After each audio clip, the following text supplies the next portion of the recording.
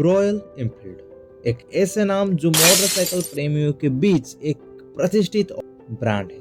इसके पीछे की कहानी भी उतनी ही रोचकदार और प्रेरणादायक है। इस वीडियो में हम जानने वाले हैं कि कैसे रॉयल एनफील्ड ने अपनी शुरुआत के दिनों के संघर्ष किया और अंततः एक बड़ी सी कंपनी में तब्दील हुआ है।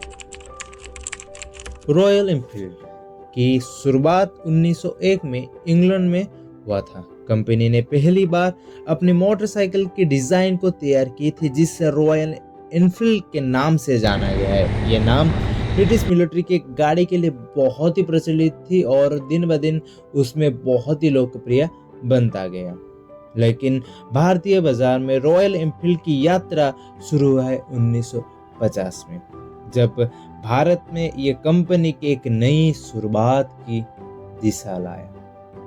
1950 के दशक में भारतीय सेना के भारतीय बाजार में मोटरसाइकिल की बहुत ही जरूरत थी। रॉयल एनफील्ड ने इसे एक अवसर के रूप में देखा और भारतीय में अपनी मोटरसाइकिल बुलेट को लॉन्च किया।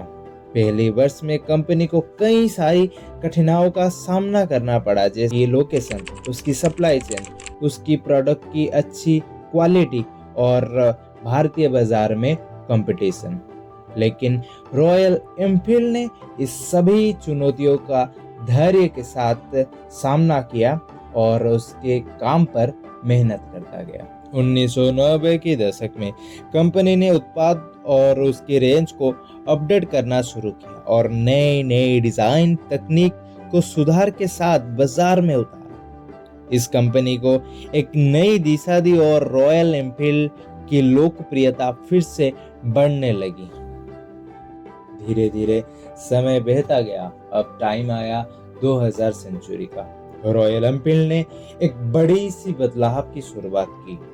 वो मोटरसाइकिल की रेंज जैसे कि क्लासिक 350, बुलेट 500 ने भारतीय बाजार में धूम मचाया। इन मोटरसाइकिल ने ना ही केवल उसकी क्लासिक डिजाइन बल्कि उसकी मजबूती और उसकी क्वालिटी ऑफ प्रोडक्ट के लिए लोगों के दिल में एक नई जगह बना दी थी।